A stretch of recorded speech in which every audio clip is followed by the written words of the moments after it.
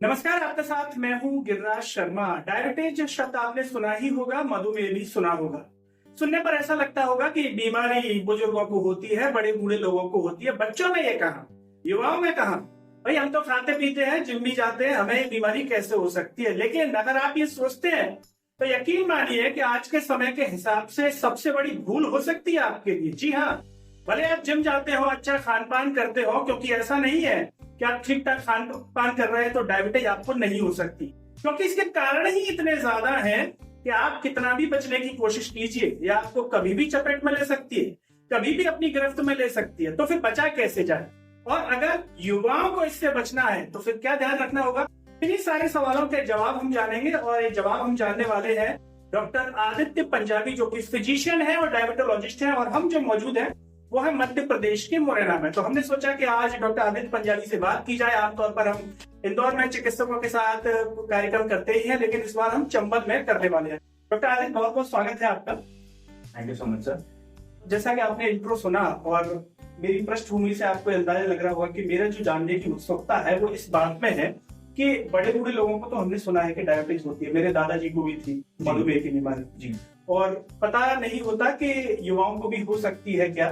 क्या आज के समय में अगर माने तो क्या नौजवानों को जो बढ़िया फिट है उनको भी ये बीमारी हो सकती है? जी बिल्कुल।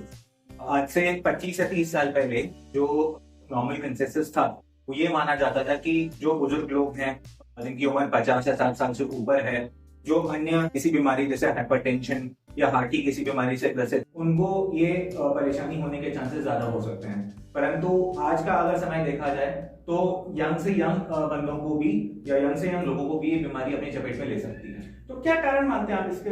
लोग तो कहते हैं, जैसे युवा कहते हैं साहब मैं तो जिम जाता हूँ, मैं तो कसरत करता हूँ, घर पे दूध भी पीता हूँ, तो फिर क्यों उनको ये बीमारी हो सकती है? देखिए, सबसे पहली बात, अगर हम इंडिया के बारे में या अपने भारतवर्ष के बारे में बात करें तो इंडिया की पॉपुलेशन है उसमें एक जीन होता है जिसको हम थ्रिफ्टी जीन बोलते हैं। वो हमारे जो भी साउथ एशियन रीजन है उसमें हमारी पॉपुलेशन को खासकर इस बीमारी के प्रति ज्यादा सेंसिटिव बना देती है। तो आपने ये देखा होगा कि आज से 40 से 50 साल पहले जो डायबिटीज की बीमारी थी बहुत ही रेयर कंडीशंस में या बहुत ही कम लोगों में पाई जाती थी। आजकल ये बीमारी ना सिर्फ बड़ों को बल्कि जो छोटे से छोटे व्यक्ति हैं जो कि 15 से 20 साल के लोग भी हैं उनको अपनी चपेट में ले सकती है।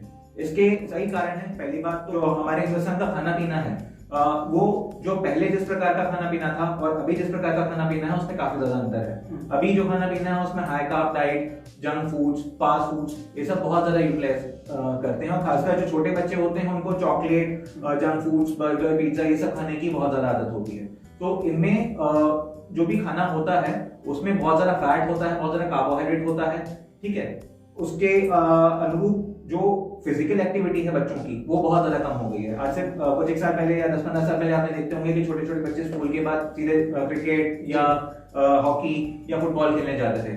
आजकल बच्चों के ऊपर पढ़ाई का स्ट्रेस इतना है कि वो बच्चे स्कूल से आके या तो कोचिंग चले जाते हैं या घर पे पढ़ते हैं, जिसके कारण जो उनकी फिजिकल एक्टिविटी होती है वो ना के बराबर होती है। इस वजह से और जो उनके खाने पीने में चेंजेस आए हैं उसके कारण वो शरीर में ज्यादा से ज्यादा कार्बोहाइड्रेट्स और फैट्स की मात्रा ले लेते हैं। फिजिकल एक्टिविटी नहीं हो पाती तो उनका वजन बढ़ने लगता है। वजन बढ़ने के कारण इंसुलिन रेजिस्टेंस बढ़ता है जो कि यंग एज में डायबिटीज को न्योता देता है। तो जैसा कि अभी आपने कहा कि छोटे बच्चों में, तो कितने छोटे उम्र के बच्चों में भी आपको देखने को मिली? देखिए, हमने इनफैक्ट 16 या 17 इयर्स तक के बच्चों में हमने ये चीज देखी है। तो अबव 14 अबव 15 जो इंडिया की पॉपुलेशन है हाल फिलहाल वो इस डायबिटीज के प्रति ससेप्टेबल है। तो जैसे आपके पास मरीज आते होंगे, तो मुरैना की अगर हम बात करें तो क्या बच्चों में भी आपके पास मरीज आते हैं? जी हाँ बिल्कुल। छोटे छोटे बच्चे जिनका वजन बहुत ज्यादा बढ़ा हुआ है या जिन्होंने जंक फूड्स बहुत ज्यादा खाए हैं, जिनकी फिजिकल एक्टिविटी ना के बराबर है, या जिनके पेरेंट्स को खासकर माता या पिता को डायबिटीज की कंडीशन पहले से ही है, उनमें चांसेस बहुत ज्यादा होते हैं कि बहुत ही यंग एज में डायबिटीज की बीमारी उनको पनप जाती है। और जैसा कि आपने कहा कि जो फिजिकल एक्टिविटी है वो कम हो गई है। अगर बात करें, जैसे आपने इंदौर से पढ़ाई की, डॉक्टरी की, मुरैना आप रहे, तो आपका अनुभव क्या कहता है पहले के मुरैना में फिजिकल एक्टिविटी के संदर्भ में युवा आपके समय पर जो थे, कितना चेंजेस आप देख रहे हैं फिजिकल एक्टिविटी मुरैना में? अगर हम बात करें तो पहले से कितनी कम देखने को मिलती है आपको? देखिए, फिजिकल एक्टिविटी लोग पहले से काफी कम कर रहे हैं। जो हमें दिखता था कि काफी लोग खासकर बड़े बूढ़े आपको ग्राउंड्स में या सड़कों पे ही सुबह सुबह टहलते हुए मिल जाएंगे, वो लोग नहीं टहल पाते। कई बार कुछ कारण होते हैं, कई लोगों की जॉब प्रोफाइल ऐसी होती है कि उनको सुबह सुबह उठ के अपने ऑफिस जाना पड़ता है, तो वो फिजिकल एक्टिविटी पे ध्यान नहीं दे पाते। शाम को थक हार के वो लोग फिजिकल एक्टिविटी के लिए इतना ज्यादा अपने आप को सहज महसूस नहीं कर पाते, और उस कारण से उनकी जो भी दिनचर्या है उसमें फिजिकल एक्टिविटी बिल्कुल ना के बराबर रहती है। और एक सबसे बड़ा रोल आप क्या मोबाइल का भी इसमें मानते हैं? सोशल मीडिया जो पहले नहीं थी जी, और अब लोगों को लगता है कि हम फ्री बैठे तो मोबाइल चला लें। जी, सोशल मीडिया इसके लिए काफी हद तक रिस्पॉन्सिबल है। फेसबुक हो गया, इंस्टाग्राम हो गया, या अन्य कुछ सोशल प्लेटफॉर्म्स हो गए, उनपे ही लोग इतना ज्यादा बिजी हो जाते हैं कि वो इन चीजों की तरफ ध्यान नहीं दे पाते कि हमें चलना फिरना या गेम्स खेलना, इनमें भी ज्यादा ध्यान देना चाहिए, जिससे कि हमारी फिजिकल एक्टिविटी अच्छा मेंटेन रहे और हमारा वजन नहीं बढ़े। जैसा कि कोई युवा है किसी भी परिवार में, घरों में आमतौर पर वो फिट है, अच्छा खाना खा रहा है, घर का दूध है, सब कुछ है, इसके अलावा भी क्या फिर भी उसे चेकअप कराना चाहिए? जैसे कई बार सुनने को मिलता है, हमें लोग कहते हैं कि मम्मी पापा को है या दादाजी को है, भले आप स्वस्थ हैं, तो क्या उनको भी डायबिटीज हो जाएगी? जी, अगर फैमिली हिस्ट्री स्ट्रांगली पॉजिटिव है आपकी, और आपका खाना पीना ठीक नहीं है, आपका जो वर्क प्रोफाइल है वो बहुत ज्यादा स्ट्रेसफुल है, आपकी फिजिकल एक्टिविटी अगर ना के बराबर है, तो भले आप खाने पीने में कितना भी परहेज रखते हो और कितनी भी ठीक फिजिकल एक्टिविटी अपने अकॉर्डिंग करते हो, आप डायबिटीज के प्रति ससेप्टेबल हैं। तो अगर आपकी फैमिली हिस्ट्री स्ट्रांगली पॉजिटिव है तो आप समय समय पे अपनी जांच जरूर कराते रहें। मतलब अगर फैमिली में है तो जांच करवा लेनी चाहिए। जी बिल्कुल। तो जरा आप बताएं डॉक्टर साहब कि कब ये जांच करवानी चाहिए, महीनों में या वीक में? जैसे अगर कोई पूर्ण रूप से स्वस्थ है फिर भी एहतियात के तौर पर उसे कब ये जांच?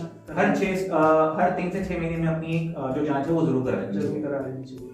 और जैसे अगर किसी को डायबिटीज है, ये तो हो गया कि एहतियात के तौर पे, किसी को नहीं है कि जिससे पता चल जाए। अब मान के चलिए कि अब किसी को जेनेटिकली डायबिटीज हुई जी, कोई युवा था, यंग था, वो पूरा मेंटेन कर रहा था, एक्सरसाइज भी, खान पान भी हो गई, फिर उसे क्या मतलब जीवन भर फिर डायबिटीज के साथ बिताना पड़ेगा? जी बिल्कुल। देखिए, डायबिटीज एक मेडिकल कंडीशन है जो कि आपके साथ जीवन भर रहेगी, तो ऐसे में डायबिटीज को कंट्रोल करना ही सबसे अच्छी बात है और सबसे इम्पोर्टेंट है। तो इसके लिए सबसे पहली बात तो अपनी ब्लड शुगर्स को रेगुलर रूप से चेक करते रहना चाहिए। ब्लड शुगर्स को चेक करने का सबसे आसान और सिंपल तरीका है आपके घर में अपने पास एक ग्लूकोमीटर होना। उस ग्लूकोमीटर से आप हर 3 से 4 दिन में अपनी फास्टिंग और खाने के बाद की जांच, जो कि खाने से 2 घंटे बाद होती है, उसको आप कर सकते हैं। इस जांच को आपको हफ्ते में कम से कम 1 से 2 बार रिपीट करते रहना चाहिए। और कभी आपको ऐसा लगे कि दवाइयों के साथ या अगर आप इंसुलिन लेते हैं तो आपको कभी शुगर कम होने के लक्षण आते हैं, तो आप उसको एसओएस बेसिस पे या जरूरत पड़ने पर भी कर सकते हैं। मान के चलिए कि कोई एक हमारा पेशेंट है जिसने रात को इंसुलिन लगाई और लगभग 11 बजे के आसपास उसको बेचैनी या घबराहट हुई, तो उस समय पे वो अपनी शुगर करके देख सकता है। तब वो अपनी शुगर करके देखेगा, उसको पता चला कि उसकी शुगर लो है, तो वो कुछ मीठा खा पी के या अपने खाने पीने में परिवर्तन करके और इंसुलिन के डोज को या दवाई के डोज को एडजस्ट करके अपनी शुगर को कंट्रोल कर सकता है। जी, जैसा कि आपने बताया ग्लूकोमीटर से, आमतौर पर इसको लेके भी लोग कहते हैं कि हमें जांच जो है वो लैब पर ही करानी चाहिए, ग्लूकोमीटर में फ्लक्चुएशन भी कई बार आता है। जी देखिए, क्या होता है कि जो ग्लूकोमीटर होता है वो ग्लूकोमीटर आपकी ब्लड शुगर्स को जब मेजर करता है तो आपके कैपिलरी ब्लड ग्लूकोज को मेजर करता है, जो आपके हृदय से खून आपके अन्य कोशिकाओं तक ले जाती है। ठीक है, तो जब खून आपकी अन्य कोशिकाओं पर हृदय से जा रहा है तो जाहिर सी बात है उसमें जो ग्लूकोज का अमाउंट होगा वो थोड़ा सा ज्यादा होगा। तो पेरिफेरल सेल्स या जो अन्य कोशिकाएं हैं उस ग्लूकोज को यूटिलाइज करके आपके वेन्स के थ्रू आपके हार्ट पे दोबारा खून को पहुंचाती है। तो जो आप लैब के थ्रू जांच कराते हैं वो वीनस सैंपल होता है। तो क्या होता है, जब भी आप कैपिलरी ग्लूकोज से या कैपिलरी ग्लूकोज को देखते हैं या ग्लूकोमीटर से आप उसको मेजर करते हैं, तो वो 10 से 15 mg/dl बढ़ी हुई आ सकती है। मान के चलिए कि आपने लैब से सैंपल कराया और लैब से सैंपल करने पे आपका जो फास्टिंग है वो आया 115, तो कैपिलरी ग्लूकोज जो है वो ग्लूकोमीटर आपको लगभग 135 से 140 के आसपास दिखा सकता है। जी, इसलिए डिफरेंस। हाँ जी, इसलिए डिफरेंस। ओके, जैसा कि आपने जांच की बात की, आमतौर पर हम देखते हैं कि जो इंसुलिन का भी अभी आपने जिक्र किया, तो डायबिटीज में क्या अंतर रहता है कि किनको इंसुलिन का इस्तेमाल करना पड़ता है और कुछ लोग केवल दवाइयों पर चलते हैं? देखिए, इसमें भी निर्भर करता है कि आपको किस प्रकार की डायबिटीज है। अगर आपको टाइप 1 डायबिटीज है, टाइप 1 डायबिटीज वो प्रकार होता है जहां आप की जो पैंक्रियास की कोशिकाएं होती हैं, जिसको हम अग्नाशय बोलते हैं, उनमें किसी प्रकार के डैमेज हो जाने के कारण, जैसे बचपन में ही आपको कोई वायरल इन्फेक्शन हो गया या किसी प्रकार से वो कोशिकाएं जन्मजात रूप से ठीक नहीं आपको बनी हुई हैं, या आप बहुत लंबे समय तक अल्कोहल का या किसी ऐसी चीज का जो कि पैंक्रियास को डैमेज कर रहा है उसका अगर कंजम्पशन करते हैं तो जो पैंक्रियाटिक सेल्स होते हैं वो बहुत जल्दी से डैमेज होने लगते हैं। तो ऐसी स्थिति में जो डायबिटीज का प्रकार आपको आपके सामने आता है वो टाइप 1 डायबिटीज होता है। टाइप 1 डायबिटीज एक ऐसी प्रॉब्लम है जिसके लिए आपको शुरुआत से लेकर अपने जीवन के अंत तक इंसुलिन लेना है। ठीक है, तो वो जो डायबिटीज का प्रकार है इसमें सिर्फ और सिर्फ इंसुलिन ही आपकी ब्लड शुगर को कंट्रोल कर सकता है।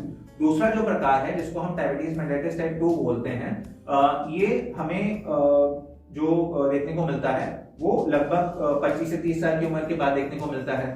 ठीक है, और जो इसका मुख्य कारण है वो है आपकी बॉडी का इंसुलिन रेजिस्टेंस का बढ़ना।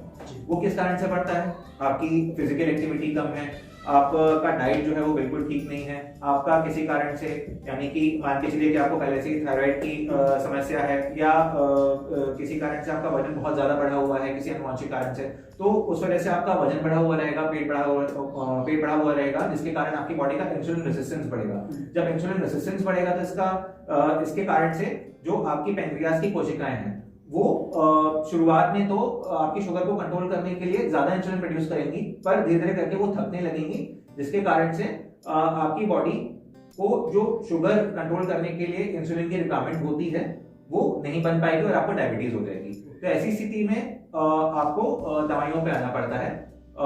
वो दवाइयां जो हैं वो काफी लंबे समय तक, अगर आप खाने पीने पे ध्यान दें, फिजिकल एक्टिविटी पे ध्यान दें, तो वो आपको काफी लंबे समय तक हेल्प करती हैं। परंतु एक समय आता है जहां पर वो दवाइयां भी काम करना कम कर देती हैं या बंद कर देती हैं, जिसको हम ओएडी फेलियर बोलते हैं। ओएडी फेलियर में हमें दवाइयों के साथ साथ बेसल इंसुलिन या 2 बार की इंसुलिन या 3 बार की इंसुलिन भी लेनी पड़ सकती है। आमतौर पर ये देखा जाता है कि जब डॉक्टर दवाई देते हैं किसी भी मरीज को, चाहे इंसुलिन की हो या मेडिसिन देते हैं, तो हिंदुस्तान में एक प्रचलन ये भी है, डॉक्टर से ज्यादा रिश्तेदारों की सलाह बहुत मिलती है। जी, आपको डायबिटीज हो गई, आप देसी दवाई का इस्तेमाल कीजिए, आप करेला का जूस लीजिए, आप मेथी दाना लीजिए, इस पर मत जाना, बहुत लंबे समय तक और दिक्कत हो जाएगी। तो जरा ये क्लियर करें, क्योंकि मुझे लगता है कि ये आमतौर पर हर व्यक्ति को ये सलाह मिलती होगी और सुनते भी होंगे वो लोग, और कई बार उनके प्रभाव में भी आ जाते होंगे। तो आपके पास चूंकि हर तरह के व्यक्ति आते हैं, मरीज भी आते हैं, तो आप जरा इसे अच्छे से क्लियर करें। देखिए, जो अन्य प्रकार के प्रचलन हैं जैसे मेथी दाना लेना, धनिया का पानी लेना, ये काफी हद तक डायबिटीज को कंट्रोल करने में मदद करता है। परंतु अगर आपकी शुगर बहुत ज्यादा बढ़ी हुई है तो आपको जाहिर सी बात है दवाइयां या इंसुलिन जो है वो जरूर लेनी पड़ेगी। चीजें हैं जैसे कुछ लोग मेथी दाना लेते हैं या धनिया का पानी लेते हैं, कुछ लोग खाली पेट जामुन का पानी पीते हैं।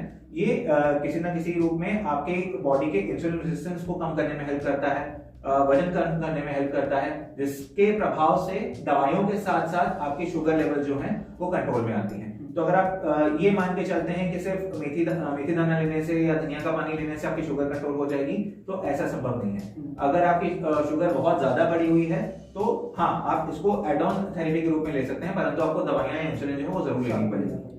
जैसे भी आपने चर्चा में मोटापे का भी जिक्र किया, कई बार ये देखने में आता है कि डायबिटीज बीमारी किसी को होती है तो कुछ लोग तो बड़े मोटे दिखते हैं और कुछ लोग बड़े पतले दिखते हैं, इसमें क्या अंतर है? देखिए, कारण जो है वो हम अच्छे से समझें। पहली बात तो जो मोटापा रहता है, जो वजन ज्यादा होता है, उसके कारण बॉडी में इंसुलिन रेजिस्टेंस डेवलप होता है, जिसके कारण आपको डायबिटीज मेलिटस टाइप 2 होती है।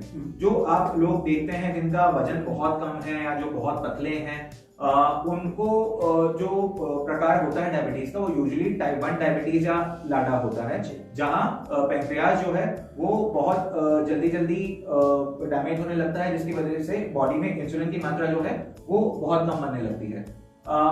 जो भी इंसुलिन आपके बॉडी में नहीं बनेगा या कम बनेगा, तो उस कारण से जो आपका इंसुलिन आपकी मसल्स तक ग्लूकोज पहुंचा रहा है वो उसको मसल तक नहीं पहुंचा पाएगा। तो इस वजह से क्या होगा कि आपके जो शरीर की मांसपेशियां हैं या जो अंग कोशिकाएं हैं जिनको ताकत की जरूरत होती है, उनको ताकत मिल नहीं पाएगी और वो धीरे धीरे करके अट्रोफी करते जाएंगे या कमजोर होते जाएंगे। तो इस वजह से उनकी बॉडी का मसल मास जो होता है वो बहुत कम होने लगता है, और ऐसी स्थिति में आप ये देखते हैं कि मरीज का जो वजन है वो बहुत कम है या मरीज शारीरिक रूप से कमजोर है, लेकिन उसकी शुगर बहुत ज्यादा बढ़ी हुई है।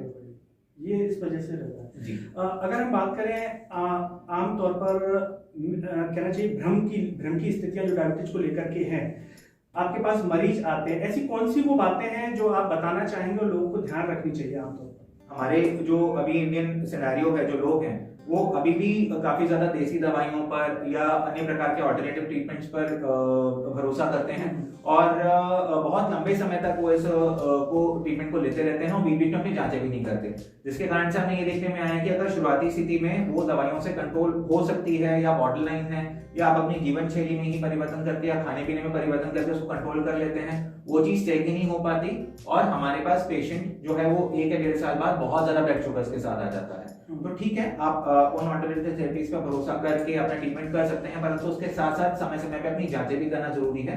और अगर आपकी शुगर बहुत ज्यादा बढ़ी हुई है या डॉक्टर को लगता है कि आपको दवाइयां चालू करनी चाहिए, तो आपको ये दवाइयां जो है बिल्कुल बराबर वे में कंटिन्यू करनी चाहिए।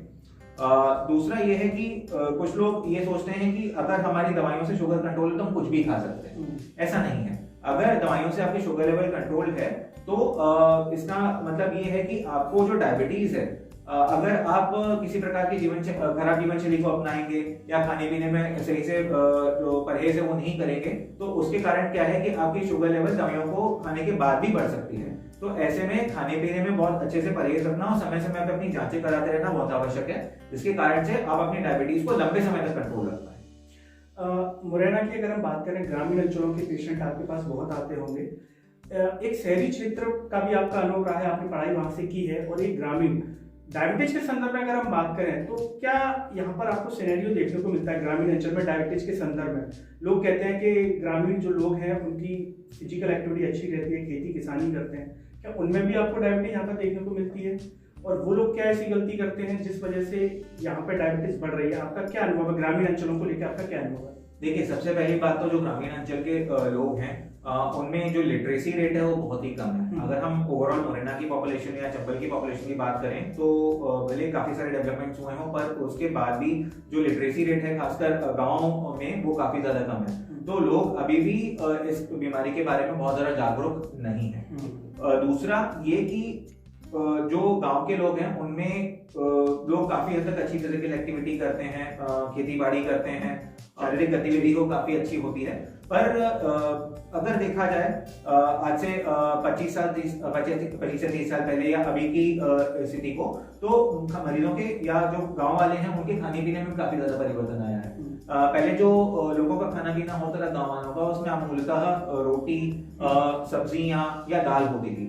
आजकल वो लोग राइस या बहुत ज्यादा रोटियां या बहुत ज्यादा घी या तेल में बनी हुई सब्जियां खाते हैं और अपनी डाइट में वो कार्बोहाइड्रेट्स की मात्रा को ज्यादा बढ़ा लेते हैं, जिसके कारण हमने ये भी देखा है कि अभी की जो ग्रामीण पृष्ठभूमि है उसमें पिछले 5 या 10 सालों में भी जो डायबिटीज हमें शहरी पॉपुलेशन में देखने को मिलती है, उतनी ही हमें डायबिटीज गांव की पॉपुलेशन में भी देखने को मिल रही है। इसका कारण आप खान पान मानते हैं? जी बिल्कुल।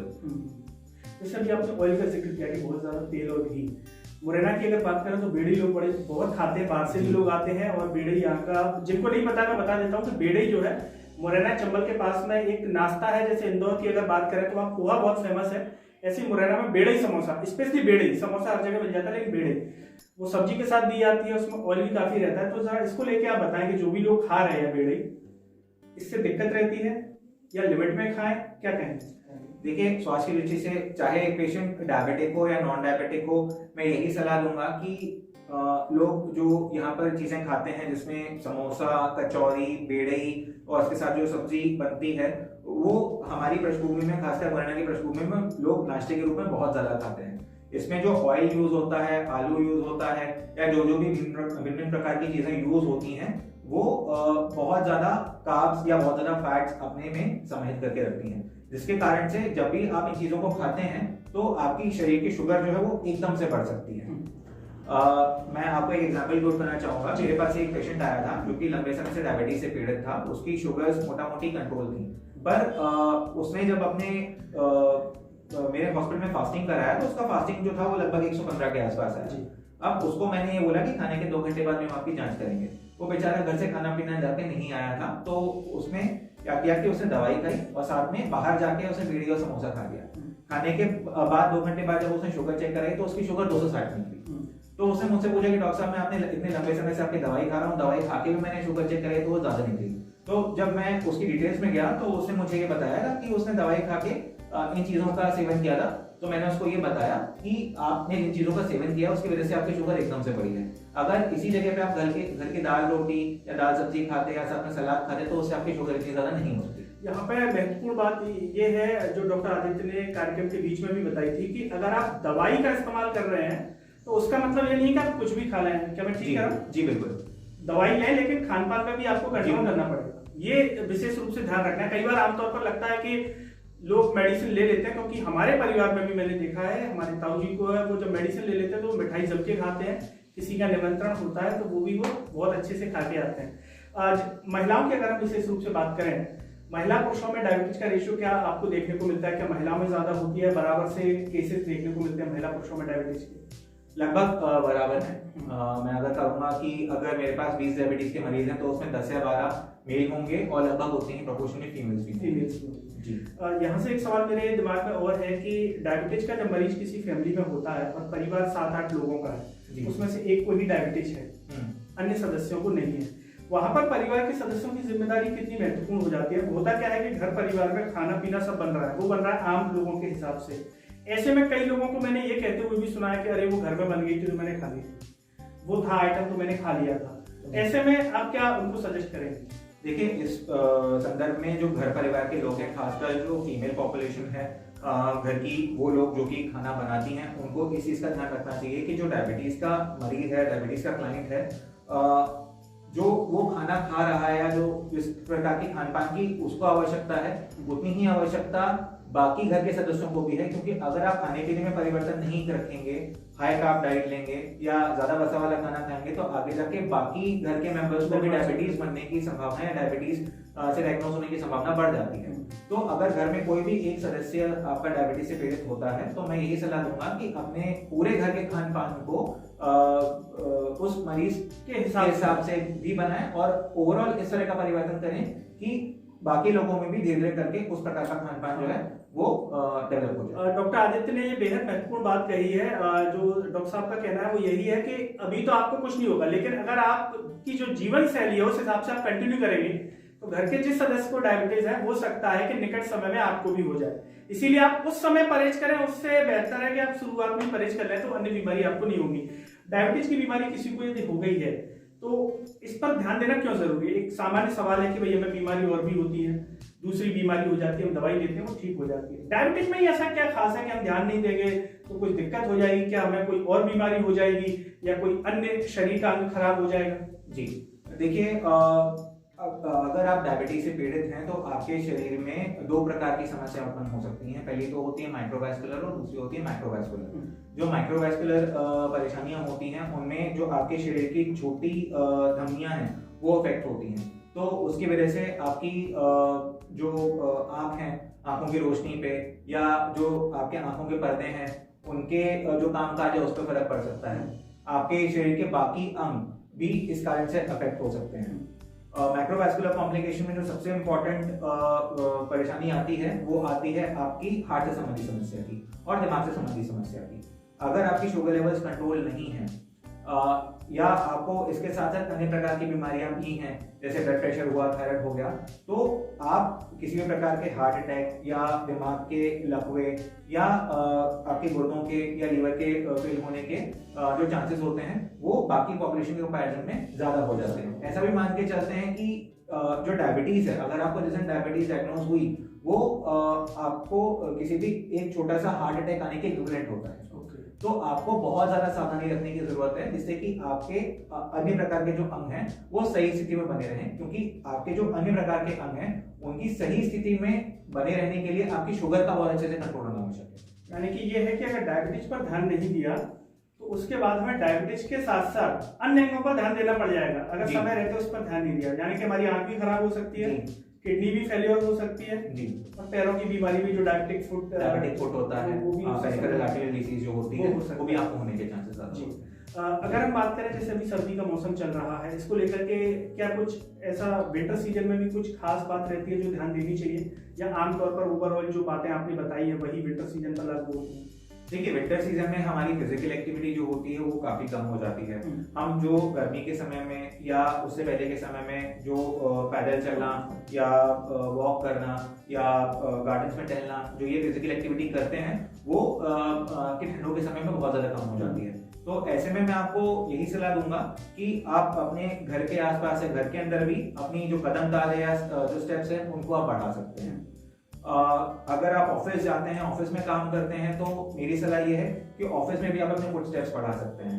मान के चलिए कि आपका ऑफिस जो है वो सेकंड या थर्ड फ्लोर पे है और आप लिफ्ट या एलिवेटर यूज कर रहे हैं, तो उसकी जगह आप सीढ़ियों को यूज कर सकते हैं।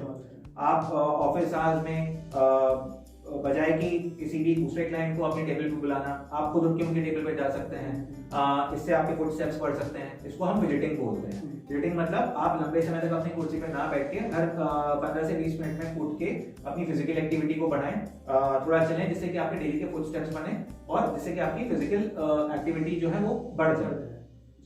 अगर हम बात करें डायबिटीज के संदर्भ में और ऐसा कुछ जो महत्वपूर्ण बात जो लगता है आपको कि चर्चा में छूट रही हो और आप दर्शकों को बताना चाहें। देखिए डायबिटीज में दो चीजों का ख्याल रखना बहुत जरूरी है। पहली बात तो लाइफस्टाइल मॉडिफिकेशन का, दूसरी बात डायबिटीज के प्रति अपने आप को जागरूक रखने का।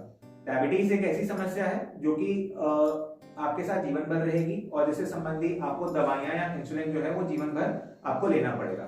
पर दवाइयों के डोज को या इंसुलिन के डोज को आप कितना मिनिमाइज कर सकते हैं, ये इस चीज पे डिपेंड करेगा कि आप अपनी बीमारी के बारे में कितना जागरूक हैं। इस बीमारी से होने वाले जो आपके अंग हैं, जिसको हम लीवर, किडनी, हार्ट या दिमाग के परेशानी बोलते हैं, उनके बारे में अगर आप जागरूक हैं और उससे संबंधी अगर आप जांचें समय समय पे कराते रहते हैं, अपने खाने पीने में परहेज रखते हैं और उसके बारे में अपने डॉक्टर से नियमित रूप से सलाह लेते हैं, तो इससे होने वाले कॉम्प्लिकेशंस से आप बहुत लंबे समय तक दूर रह सकते हैं। दूसरा है लाइफस्टाइल मॉडिफिकेशन। लाइफस्टाइल मॉडिफिकेशन का मतलब ये है कि आपने अपनी जो लाइफस्टाइल है उसको अपनी बीमारी के अनुरूप ढाल लिया है। इसमें सब प्रकार की चीजें आती हैं। डेली फिजिकल एक्टिविटी करना, हम ये सजेस्ट करते हैं कि डेली लगभग आधे घंटे से 45 मिनट आपको ब्रिस्क वॉकिंग या अन्य प्रकार की स्पोर्ट्स की एक्टिविटी जिसमें फुटबॉल या स्विमिंग ये सब शामिल है, आप ये सब कर सकते हैं। साथ साथ में अगर आप ऑफिस गोइंग पीपल हैं या अगर आप किसी एमएनसी में काम करते हैं, तो वहां पर भी आप लिफ्ट्स या एलिवेटर्स का यूज ना करते हुए लंबे समय तक पैदल चलना या सीढ़ियों का यूज करना जो है वो कर सकते हैं, जिससे कि आप अपनी शुगर्स को भी कंट्रोल कर सकते हैं और अपने वजन को और खासकर अपने बेली फैट को भी कम रख सकते हैं। तो दर्शकों, ये थे हमारे साथ मध्य प्रदेश के मुरैना से डॉक्टर आदित्य पंजाबी, जिन्होंने डायबिटीज को लेकर के महत्वपूर्ण बातें आपको बताई। छोटी छोटी बातें जो आमतौर पर हमें पता भी होती है, लेकिन शायद हम उतना सीरियस उन पर ध्यान नहीं दे पाते हैं। लेकिन अगर हम उन पर ध्यान देते हैं और ध्यान समय रहते देते हैं, तो निश्चित तौर पर हम उस मुसीबत से बच सकते हैं जो हमें निकट समय में हमारे शरीर को हो सकती है। डायबिटीज खतरनाक इसलिए हो जाती है क्योंकि ये अपने साथ साथ आपके अन्य अंगों को बड़ा प्रभाव डालती है। अगर अन्य पर प्रभाव नहीं डालती तो शायद इतनी घबराने वाली बात नहीं थी और इतनी चिंता करने वाली बात भी नहीं है, क्योंकि डायबिटीज आपकी बैलेंस लाइफ के लिए आपको मोटिवेट करती है। अगर आपकी लाइफ बैलेंस है, मतलब आप सही समय पर सब कुछ कर रहे हैं, तो कुछ नहीं होगा। जरा से डिस्टर्ब हो जाएंगे आप तो होने लगेगा। इसीलिए आपको लगता होगा कि अब डायबिटीज क्यों हो रही है, क्योंकि हमारी लाइफ इम्बैलेंस हो गई है। हम 1 बजे सोते हैं, 2 बजे सोते हैं, सुबह फिर जल्दी उठ जाते हैं। पहले मोबाइल नहीं था, सोशल मीडिया नहीं थी, तो हम आपस में बातचीत करते थे और सो जाते थे समय रहते, इसीलिए बीमारी उस समय उतनी नहीं थी। लेकिन सोशल मीडिया, कंप्यूटर और मोबाइल के युग में सब कुछ इम्बैलेंस है। अगर आप बैलेंस करके रखेंगे तो शायद ना हो, और इम्बैलेंस करेंगे तो शायद दिक्कत हो जाए। इस पूरी बीमारी पर आपको जो भी सवाल पूछना हो और आदित्य पंजाबी जी से जो भी सवाल पूछना हो, अगले बार जब वो हमारे बीच में होंगे तो सवालों के जवाब हम उसमें सम्मिलित करेंगे। साथ ही साथ डायबिटीज पर आपका जो भी अनुभव हो, आपके परिवार में भी किसी न किसी को निश्चित रूप से होगी। मुझे नहीं लगता कि आज के समय में ऐसा कोई परिवार हो जिसमें डायबिटीज की बीमारी किसी को ना हो। उसको लेकर के आपके जो भी रोचक अनुभव हो, जो आप घर में देखते हैं, उन्हें कमेंट में जरूर बताइए। हम अपने कार्यक्रम में उन्हें शामिल करेंगे।